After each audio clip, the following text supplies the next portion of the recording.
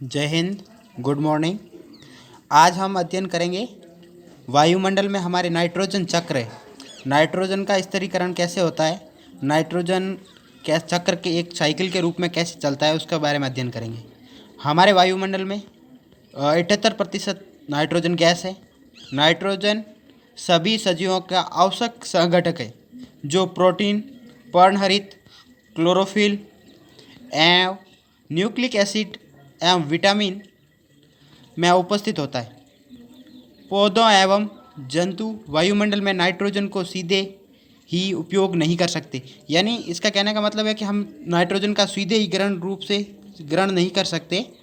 मिट्टी में उपस्थित जीवाणु व नील हरे शैवाल वायुमंडल में नाइट्रोजन स्तरीकरण करके नाइट्रोजन यौगिकों में परिवर्तित कर लेते हैं। यानी हम जो पेड़ पौधे वगैरह होते हैं, जो मिट्टी में नाइट्रोजन की उपस्थिति मात्रा है, उनको एब्जॉर्प्शन करते हैं, और जो शैवाल वगैरह है उनको स्थिरीकरण करके नाइट्रोजन शक्कर के रूप में चेंजेस करके वापस हम उस नाइट्रोजन का उपयोग अपने परिवेश में करते हैं। जब नाइट्रोजन इस प्रकार के सभी यौगिकों में परिवर्तित हो जाती है तो पौधे इसका उपयोग मिट्टी से जड़ तंत्र द्वारा करते हैं। जड़ तंत्र का मतलब जड़ों के माध्यम से जमीन में घुलित जो भी नाइट्रोजन है वो पेड़ों के द्वारा जाइलम या फ्लोएम के द्वारा ऊपर की तरफ खींचा जाता है, और वे जड़ें सामूहिक रूप से सारे के सारे जो नाइट्रोजन है उनका एब्जॉर्प्शन करती है। नाइट्रोजन में उपयोगी इसके पश्चात अवशोषित नाइट्रोजन का उपयोग प्रोटीन एवं अन्य संश्लेषित प्रोटीन एवं नाइट्रोजन यौगिकों द्वारा प्राप्त करते हैं।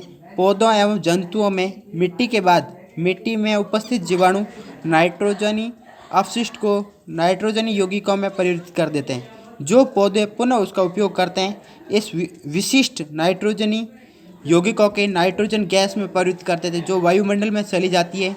परिणामतः वायुमंडल में नाइट्रोजन की मात्रा लगभग स्थिर रहती है। इस प्रकार है जो वायुमंडल में इस नाइट्रोजन की मात्रा का संतुलन होता रहता है। जैसे नाइट्रोजन चक्र दे रखा है, नाइट्रोजन चक्र में हम ऐसा करते हैं, नाइट्रोजन वायुमंडल में नाइट्रोजन है, उसके बाद में वायुमंडल नाइट्रोजन होते हैं, वो सीधे के सीधे तड़ित झंझावट यानी बारिश के साथ या फिर उसके स्थिरीकरण के रूप में वायुमंडल में जीवाणु सीधे स्थिरीकरण द्वारा विभिन्न नाइट्रोजन पदार्थों का स्थिरीकरण करते हैं। पौधों के अवशोषण के रूप में जंतुओं द्वारा पौधों के खाना और विभिन्न प्रकार के उत्सर्जी जब जंतु अपशिष्ट उत्पन्न या अपशिष्ट पदार्थ नष्ट हो जाते हैं, तत्पश्चात उसका है जो जमीन में विघटन हो जाता है। विघटन के पश्चात नाइट्रोजन पुनः रूप से वापस पेड़ पौधों के माध्यम से मिट्टी में उपस्थित नाइट्रोजन यौगिक वापस जीवाणुओं के द्वारा नाइट्रोजन के गैसीय नाइट्रोजन में परिवर्तित हो जाते हैं, और इस तरह वापस गैसीय रूप में नाइट्रोजन का स्थिरीकरण हो जाता है।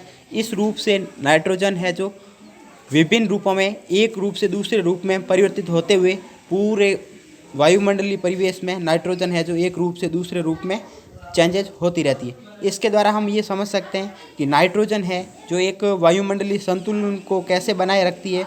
इसको बनाए रखने के लिए विभिन्न प्रकार के कार्बनिक रूप और अकार्बनिक जैविक घटकों का महत्वपूर्ण योगदान होता है। जय हिंद।